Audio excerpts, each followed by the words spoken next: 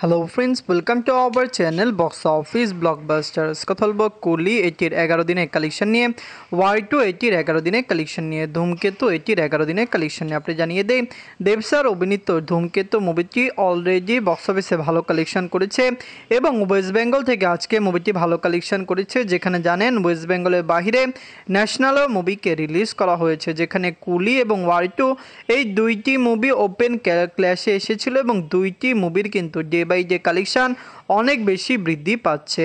কথা বলবো এই তিনটি মুভির কালেকশন নিয়ে। ভিডিও ভালো লাগে তো লাইক করবেন। এখনও যদি বক্স অফিস ব্লগ বা চ্যানেলটি সাবস্ক্রাইব না করে থাকেন, সবার আগে সকল মুভির latest update plus box office collection জানার জন্য আমাদের চ্যানেলটি সাবস্ক্রাইব করে নেবেন। প্রথম হলো কুলি নিয়ে বাঁচল 350 কোটি রুপি। লিড হলো superstar Rajinikanth sir, Aamir Khan sir, Upendra sir and Nagarjuna sir. এটি নিজেদের 11 দিন কমপ্লিট করেছে। কুলি মুভি রিলিজ হওয়ার আগে আমরা বলেছিলাম মুভিটি বক্স অফিস থেকে 1000 কোটি রুপি প্লাস বিজনেস করতে পারে, কিন্তু আমরা আশা করেছিলাম শনি রবিবারে মুভিটি একটি বিগ কালেকশন করবে এবং অবশ্যই বক্স অফিসে দারুণ কালেকশন করবে। কিন্তু এই শনি রবিবার মুভি যেরকম আয় করেছে, বর্তমানে মনে হচ্ছে আগামী দিনগুলিতে মুভি যা আয় করবে সব মিলিয়ে মুভিটি লাইফ টাইমে 750 কোটি রুপি প্লাস বিজনেস করতে পারে। নিজের 11 দিনে ওয়ার্ল্ড মার্কেট থেকে আয় করেছে 25 কোটি রুপি। টোটাল এটির কালেকশন হলো 640 কোটি রুপি। আপনারা যদি এখনও কুলি না থাকেন, দেখবেন রজনীকান্ত স্যার, আমির খান স্যার অভিনীত কুলি মুভিটি কেমন হয়েছে। তামিল ইন্ডাস্ট্রি থেকে রিলিজ হলো মুভিটি ওয়ার্ল্ড মার্কেটে একটি পজিটিভ রিভিউ পেয়েছে, মিক্সড পজিটিভ রিভিউ। কুলি ওয়াই2 দুইটি মুভি পেয়েছে, যার কারণে দুইটি মুভির কালেকশন 1000 কোটি রুপি প্লাস হওয়ার কোনো সম্ভাবনা নেই, কিন্তু দুইটি মুভির কম্বো কালেকশন 1200 থেকে 1300 কোটি রুপি প্লাস হওয়ার সম্ভাবনা রয়েছে। গল্প ওয়াই2 নিয়ে বাঁচল 400 কোটি রুপি। লিড আপনারা জানেন Hrithik Roshan sir, junior NTR sir. এটি নিজেদের 11 দিন কমপ্লিট করেছে। ওয়াই2 মুভিটি অলরেডি ডে বাই ডে ভালো কালেকশন করেছে। ফ্যামিলি জনসের সাপোর্ট অ্যান্ড পেয়ার পেলে মুভিটি লাইফ টাইম কালেকশন আরও বেশি হতে পারে।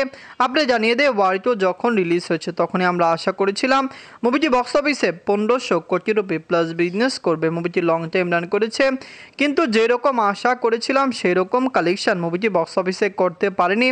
11 দিন কমপ্লিট করলো, লাইফ টাইমে কত টাকা আয় করে এটি দেখার বিষয়।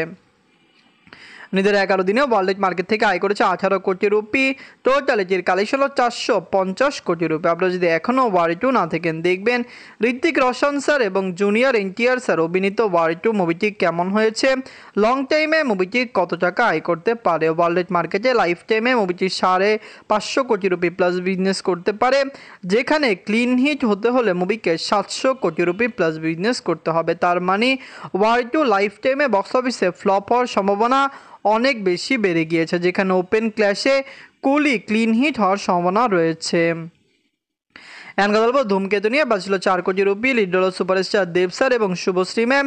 এটি নিজেদের 11 দিন কমপ্লিট করেছে। যদি বাজেট অনুযায়ী রিকভারের কথা বলি, তাহলে কুলি, ওয়াই2, ধূমকেতু এই তিনটি মুভির মধ্যে ধূমকেতুই সবচেয়ে সাকসেসফুল মুভি। কুলি এবং ওয়াই2 দুইটি মুভি 600-400 কোটি রুপি প্লাস বিজনেস করলো। সাকসেসফুল রেশিও খুবই কম, কারণ আপনি জানিয়ে দেয় কুলি সাকসেসফুল হলেও 10-2 ক্লিন হিট হবে, যেখানে ওয়াই2 ফ্লপ হতে পারে, সেখানে ধূমকেতু একটি ব্লকবাস্টার হতে পারে। দর্শকরা সাপোর্ট করলে ধূমকেতু কমপক্ষে 100 দিন রান করবে এবং লাইফ টাইমে মুভির কালেকশন 30 থেকে 35 কোটি রুপি প্লাস হতে পারে। নিজের 11 দিনে অল ইন্ডিয়া কনস্ট্রাকশন করেছে 2,50 লক্ষ রুপি। টোটাল এটির কালেকশন হলো 21 কোটি রুপি। ধূমকেতু অলরেডি 11 দিনে 21 কোটি রুপি প্লাস বিজনেস করেছে, যেখানে প্রডিউসার ফিগার কিন্তু 21 কোটি রুপি প্লাস হলো, ট্রেড ফিগার কিন্তু অর্ধেক কালেকশন করছে। কারণ আপনি জানিয়ে দেয় ধূমকেতুর যে ট্রেড ফিগারটি রয়েছে সেটি কিন্তু 7 থেকে 8 কোটির মাঝখানে, যেখানে ধূমকেতু কিন্তু প্রডিউসার ফিগারে অনেক টাকা আয় করে ফেলেছে। ধূমকেতু কেমন লাগলো, লং টাইমে কত টাকা আয় করতে পারে। অনেক দিন পরে ওয়েস্ট বেঙ্গল থেকে একটি মেগা ব্লকবাস্টার বেরিয়ে এসেছে। আমরা আশা করছি ধূমকেতু লং টাইমে আরও ব্লকবাস্টার কালেকশন করবে। তো ধূমকেতু, ওয়াই2 এবং কুলি এই তিনটি মুভির মধ্যে সবচেয়ে সেরা মুভি কোনটি, কোন মুভিটি আপনাদের ভালো লেগেছে, কোনটি ভালো লাগেনি, কমেন্ট করে জানিয়ে দিন। ধন্যবাদ।